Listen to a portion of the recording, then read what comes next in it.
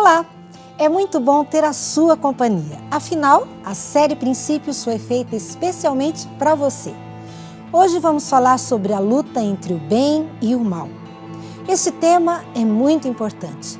Assista e eu posso garantir que no final você verá as coisas de uma maneira diferente. Você já se perguntou como surgiu o mal? Você acredita que o diabo existe? Se ele existe, quem criou o diabo? Se Deus é amor, por que ele permite o mal? Você já se pegou fazendo estas perguntas alguma vez? Então você não pode deixar de assistir ao Está Escrito de hoje.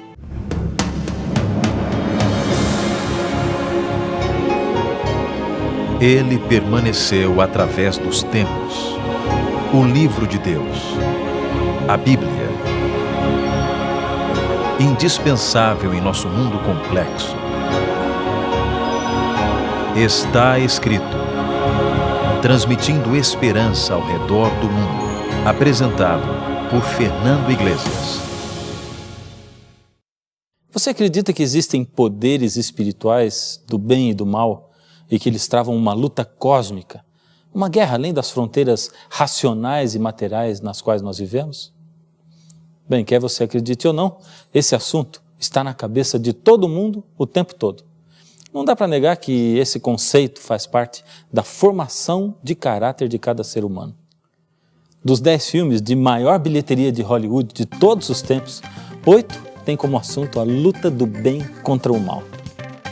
Titanic, 600 milhões de dólares. Guerra nas Estrelas, 461 milhões de dólares. Shrek 2, 436 milhões de dólares. ET, o extraterrestre, 435 milhões de dólares. Guerra nas Estrelas, episódio 1, a ameaça fantasma, 431 milhões de dólares. Piratas do Caribe, o baú da morte, 418 milhões de dólares. Homem-Aranha, 403 milhões de dólares. Guerra nas Estrelas, episódio 3, a vingança do Sith, 380 milhões de dólares. O Senhor dos Anéis, o retorno do rei, 377 milhões de dólares. Homem-Aranha 2, 373 milhões de dólares.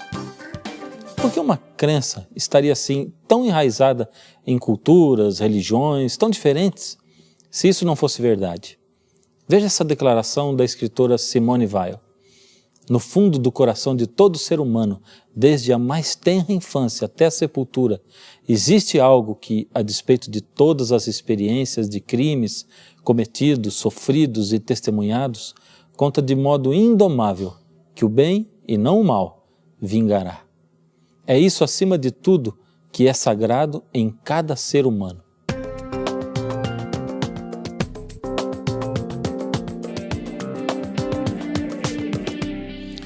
Logicamente, deve ter uma pergunta aí fervilhando na sua mente.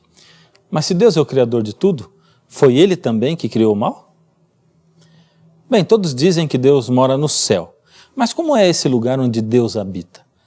Deus permitiu que o apóstolo Paulo fosse até lá. E a única coisa que ele conseguiu descrever na Bíblia, em 2 Coríntios 12, 4, é: vi e ouvi coisas que palavras humanas não conseguem contar. Mas na própria Bíblia nós encontramos uma descrição feita pelo profeta Ezequiel, que viveu em 539 a.C. Ele teve uma visão do lugar de habitação de Deus. Isso está escrito aqui no livro de Ezequiel, no capítulo 1, do verso 1 até o 28. O céu se abriu e eu tive uma visão de Deus. Eu ouvi o Deus eterno falar comigo e senti o seu poder. Olhei e vi uma tempestade que vinha do norte. Raios saíam de uma nuvem enorme. Em volta da nuvem o céu estava em fogo, e no meio do fogo havia uma coisa que brilhava como bronze. Acima da cobertura curva havia uma coisa parecida com um trono feito de safira. Nele estava sentado alguém que parecia um homem e que brilhava como se fosse bronze no meio do fogo. Todo ele brilhava com o mesmo clarão de fogo, e a sua luz tinha todas as cores do arco-íris nas nuvens. Essa era a luz brilhante que mostra a presença da glória de Deus. Tente entrar na mente de Deus e raciocinar com Ele. Tente apenas por alguns segundos pensar do jeito que Deus pensava antes de criar qualquer coisa que existe hoje. Em primeiro lugar, a Bíblia declara que Deus é amor. E a gente não pode esquecer que o amor é um sentimento que precisa ser compartilhado com outros para poder ser real. Sendo que Deus é amor e deseja compartilhar a vida com outros seres, Deus, a fonte da vida, planejou criar o universo e desejou criar seres que pudessem, como Ele, usufruir da maravilha que é viver. Em outras palavras, Deus desejou compartilhar com outros seres o prazer de sentir o vento no rosto, a textura da água, o prazer de um beijo. Deus desejou compartilhar a vida e, ao fazer isso, Ele estipulou leis no universo. As leis de Deus estão aí segurando o macro e o micro-universo. Pense comigo. Deus deseja criar outros seres, Deus é a fonte da vida. É como se Ele fosse a energia elétrica. Ao criar outros seres, Deus diz, vocês poderão viver livremente e curtir tudo que a vida oferece, mas não poderão se desligar da fonte da vida eterna, que sou eu. Então Deus sonhou. E se eu criasse seres livres? Tão livres que eles poderiam até não me escolher se assim o quisessem? Será que da liberdade poderia surgir amor? Então por um momento Deus pensou assim, mas e se eles se rebelassem?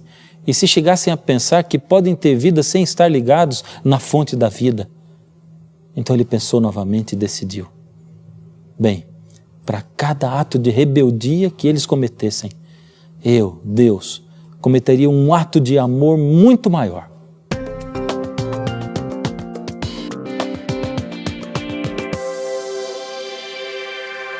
Nós não fomos os primeiros seres criados por Deus.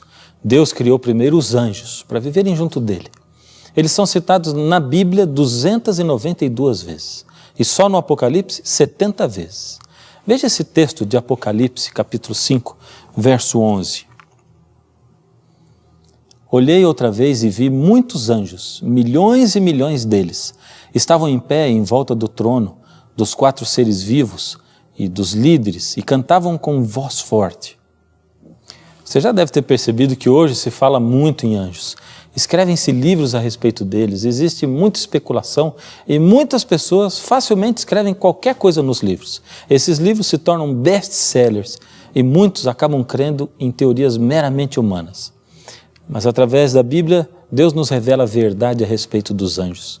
A Bíblia diz que Deus criou milhares deles para viverem ao seu lado, gozando da sua companhia. Todo o universo existia em perfeita harmonia e amor, em perfeita união e liberdade. Liberdade é a palavra-chave para a criação de Deus. Só um Deus de amor, como é Deus, poderia criar seres totalmente livres. Deus não queria seres que fossem robôs, ou que não tivessem outra saída ou escolha, a não ser serem fiéis a Ele. Hoje, a humanidade está salvaguardada por um instrumento que nós chamamos de direitos humanos e que protege as pessoas para que elas tenham o seu direito de decidir e exercer a sua vontade na escolha daquilo que apraz a elas.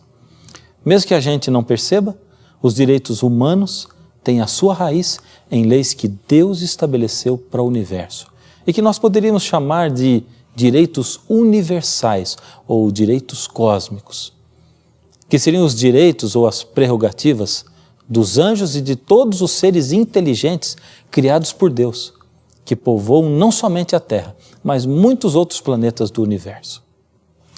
E no meio de todo esse clima de amor e de liberdade criados por Deus, a Bíblia revela a história de um anjo rebelde chamado Lúcifer.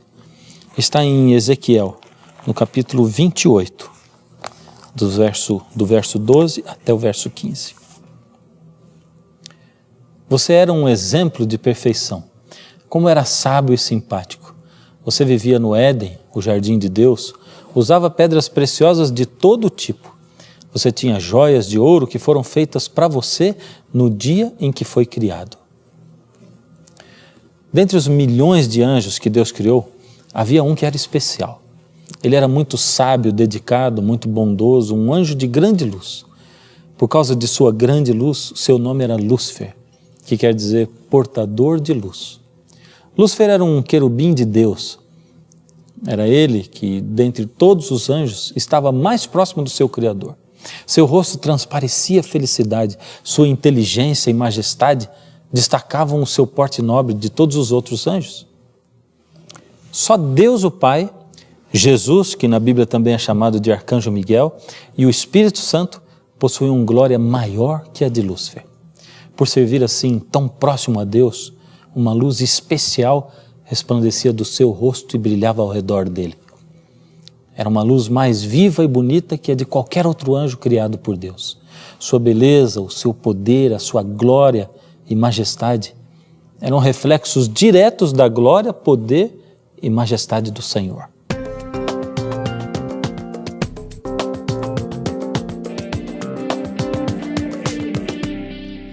Acompanhe comigo novamente aquele texto que nós acabamos de ler e vamos agora até o fim dele.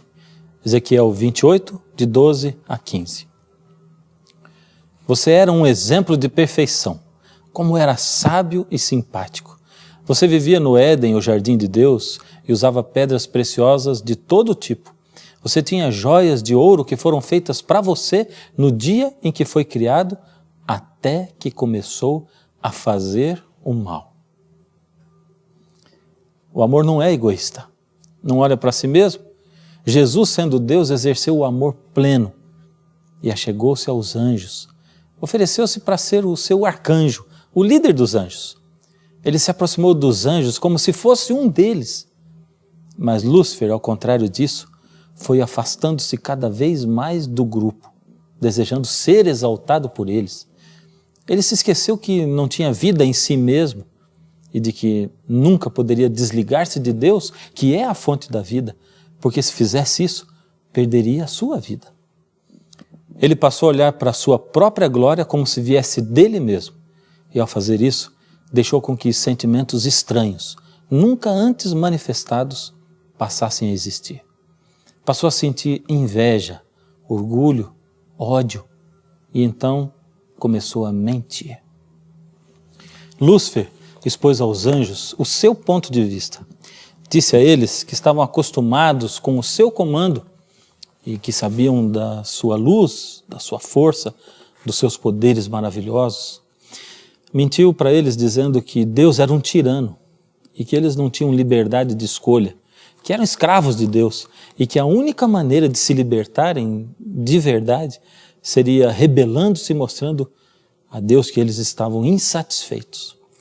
Lúcifer já não conseguia mais reconhecer a maravilha que era viver e poder usufruir tantas coisas maravilhosas em um mundo perfeito como era aquele. Mas Deus é amor e já havia decidido cometer antes atos de amor ainda maiores para cada ato de rebeldia que fosse cometido pelos seres que ele criou. Por isso Jesus se achegou a Lúcifer e aos anjos que simpatizavam com ele, apelou a eles para que desistissem dos seus planos de separação. Lembrou a eles de que só Deus, por seu poder, era a fonte da vida. Lúcifer não tinha vida em si mesmo.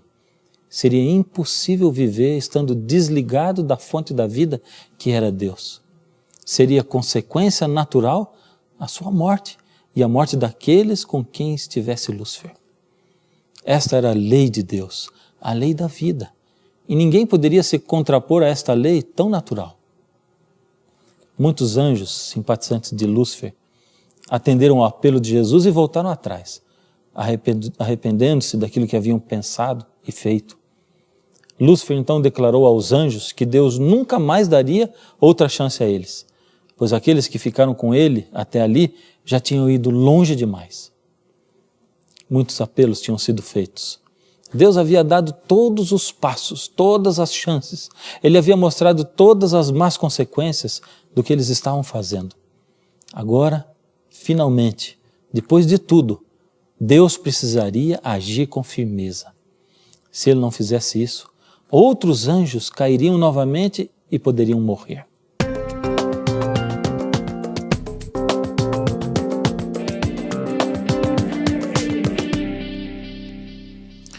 Mas Deus não trata ninguém como se fosse apenas parte de uma multidão.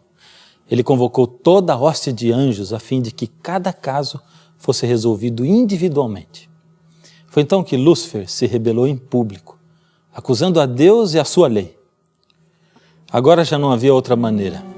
Para não perder outros anjos, Deus então deixou claro a Lúcifer que já não havia lugar para ele mais no céu.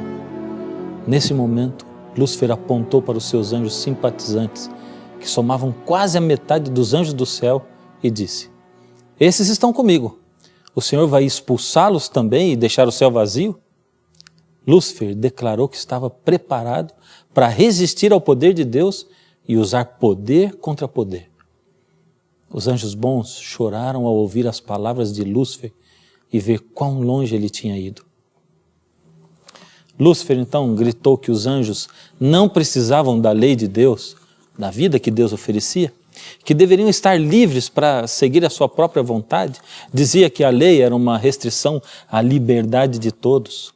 Lá em Apocalipse 12:7 diz o seguinte: houve peleja no céu, Miguel e os seus anjos pelejaram contra o dragão. Também pelejaram o dragão e os seus anjos. Jesus, o arcanjo Miguel e seus anjos prevaleceram. E Lúcifer, que se tornou Satanás, e seus anjos foram expulsos do céu. Mas mesmo assim ainda fica uma pergunta no ar. Se não havia como viver independente de Deus, por que então Deus ofereceu essa tal liberdade aos seres criados? Estava para acontecer um casamento diferente entre jovens de nacionalidades diferentes. Edward Thompson, um inglês, e Annette de Valier, uma francesa. Era realmente um casamento à moda antiga, arranjado por motivos políticos, mas ao contrário da maioria das histórias, os dois haviam se conhecido um ano antes do casamento e estavam perdidamente apaixonados um pelo outro. 2 meses antes da cerimônia, a moça viajou de navio para a Inglaterra para fazer os preparativos. No meio da viagem, após horas de luta com uma tempestade, o navio naufragou. No dia seguinte, a jovem acordou na beira da praia sozinha. Estava numa ilha desabitada. Depois de 2 dias, para sua surpresa, encontrou caído na praia, quase morto, um dos jovens marinheiros do navio. Ela cuidou do rapaz para que ele sarasse e ele, com sua experiência, construiu cabanas, conseguiu alimentos e armas improvisados para sua proteção. Era um rapaz de bom caráter. E assim, uma grande amizade começou a se desenvolver. Todos os dias, eles ficavam prontinhos para ir embora, porque eles esperavam que um navio iria buscá-los. Mas ali naquela convivência do dia a dia, ele se apaixonou por ela e passou a amá-la de verdade. Ele não tinha nem coragem de contar a ela porque tinha medo de que, se ela descobrisse os sentimentos dele, brigaria com ele. Pois era um amor impossível. Ela era uma pessoa da nobreza. O tempo foi passando. Os dias, os meses, os anos. Então, movida pela solidão, pela desilusão e sem esperança de voltar para casa, após 2 anos na ilha, ela desistiu da esperança de casar-se com seu antigo noivo e aceitou que nunca mais iria voltar para casa. Depois dela declarar o seu amor por ele, um dia ele estava andando sobre as montanhas e de longe avistou um navio inglês. Pensou em avisá-la, mas de repente parou. De cima da montanha, ele olhou para a casinha improvisada que ele havia construído, viu o sorriso de alegria nos lábios dela. Por uns momentos ele sentiu que a felicidade dele não estava mais em voltar para casa, mas em ter a companhia dela para sempre. Ele a amava de todo o coração, de toda a sua alma, com todas as suas forças. E se ele não falasse nada? Afinal, ela nunca saberia.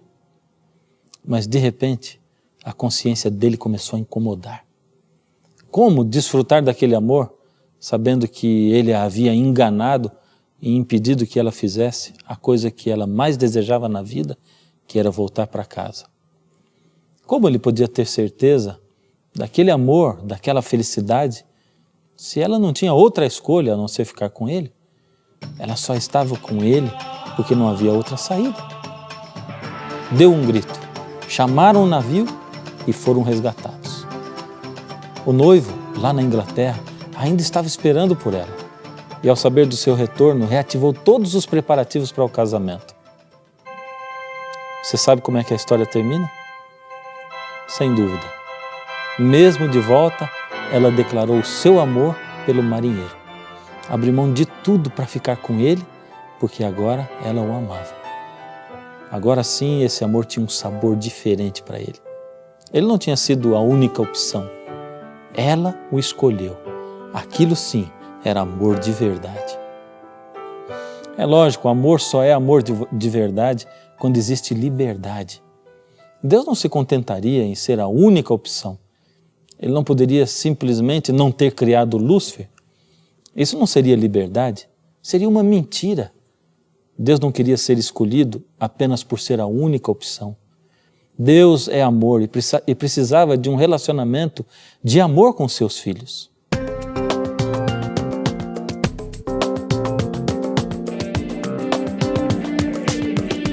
Se existe alguém interessado em que você pense que Satanás não existe, esse alguém é Satanás. Enquanto você pensar que ele não existe, ele vai poder agir livremente com você.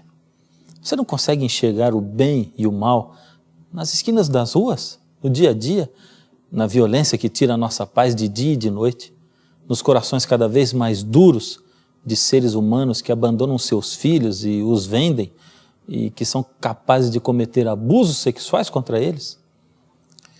Mais próximo ainda do que nós podemos imaginar, a guerra entre o bem e o mal não está presente apenas nos filmes, desenhos e games. Essa guerra acontece a cada momento do dia dentro da sua mente e do seu coração. Em cada decisão que tomamos diante de oportunidades que nos são apresentadas. Escolhemos constantemente entre o bem e o mal. E nessas batalhas diárias, é você quem estipula quem é o vencedor. Se Deus ou se Satanás. Deus ainda hoje precisa de um relacionamento de amor com você. E é por isso que você continua sentindo enquanto Deus fica convidando você. Não se esqueça de que Ele é o Deus da liberdade. E você corre o risco de não escolher Deus ainda hoje. Não deixe para depois. Faça essa escolha agora. É só você parar aí aonde você estiver, fechar os olhos, enquanto ouve a música, dizer: Jesus, eu estou nas suas mãos. Toma o meu ser.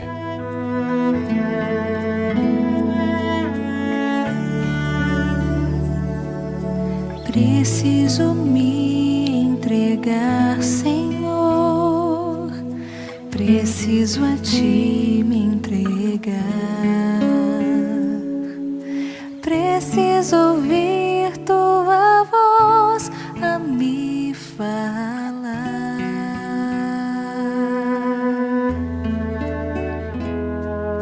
Não tenho nada a Te oferecer, somente um coração impuro e pecador.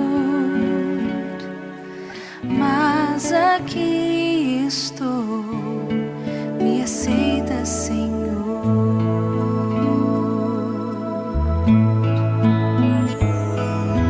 Toma os meus pensamentos, meus dons e meus bens.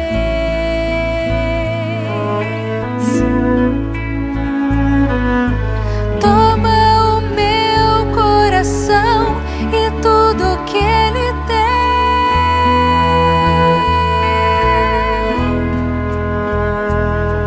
Renova, Senhor, meu viver. Derrama em mim Teu amor. Quero para sempre servi-lo por onde for.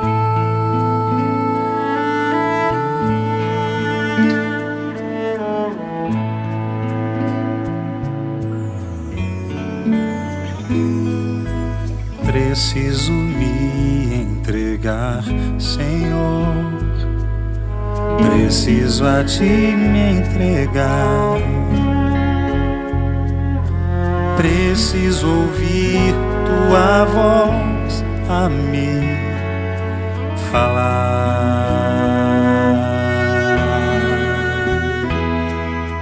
Não tenho nada a Te oferecer, somente um coração impuro e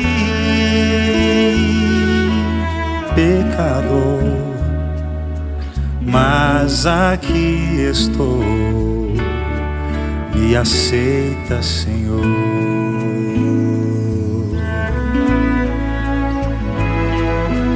Toma os meus pensamentos, meus dons e meus bens.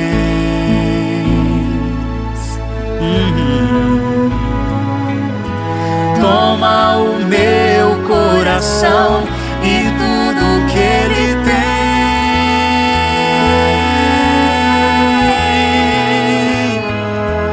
Renova, Senhor, meu viver.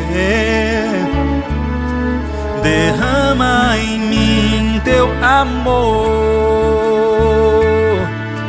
Quero pra sempre servi-lo por onde for.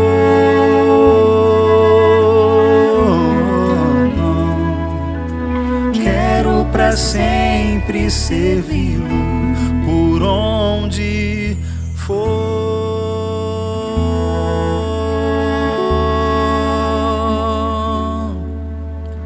Quero pra sempre servi-lo por onde for. O grande conflito que começou no céu foi transferido para a terra e agora está sendo travado dentro do seu coração. Mas como vencer o inimigo que é muito mais astuto do que você? A resposta é simples: fazer imediatamente uma aliança com quem é muito mais forte do que o nosso inimigo. Você não quer nesse momento entregar o seu coração a Deus e pedir para Ele permanecer aí dentro? Então feche os olhos comigo e vamos orar juntos nesse momento.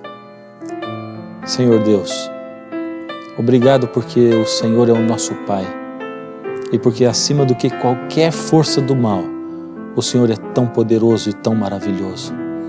Nós podemos nos esconder debaixo das suas asas, nós podemos nos esconder no seu abraço, podemos nos esconder no que diz a sua palavra e o inimigo não terá alcance sobre nós. Toma-nos nas suas mãos, Senhor, não deixe que nenhum mal nos atinja. Permanece conosco e ajuda-nos a tomarmos as decisões certas ao seu lado. Entrego nas suas mãos a vida das pessoas sinceras que estão aí do outro lado. Em nome de Jesus. Amém.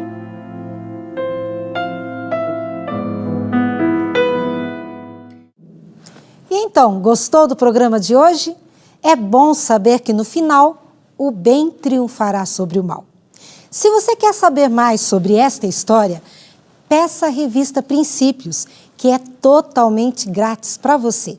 São 23 temas variados e super interessantes sobre a Bíblia, com o objetivo de fazer você entender melhor este livro tão maravilhoso. Faça contato conosco. Você pode telefonar, mandar um e-mail ou escrever uma carta, como preferir. E se precisar, nós temos à sua disposição o plantão de dúvidas está escrito. Estamos esperando por você.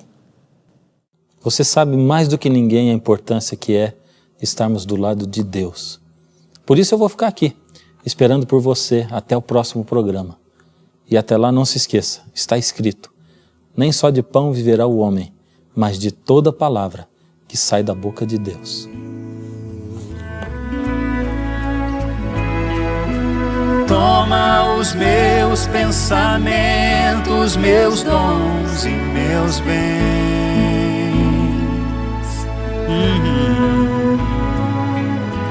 Toma o meu coração e tudo que ele tem.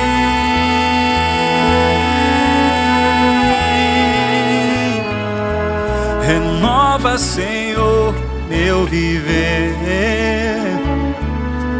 Derrama em mim teu amor. Quero pra sempre servi-lo por onde for.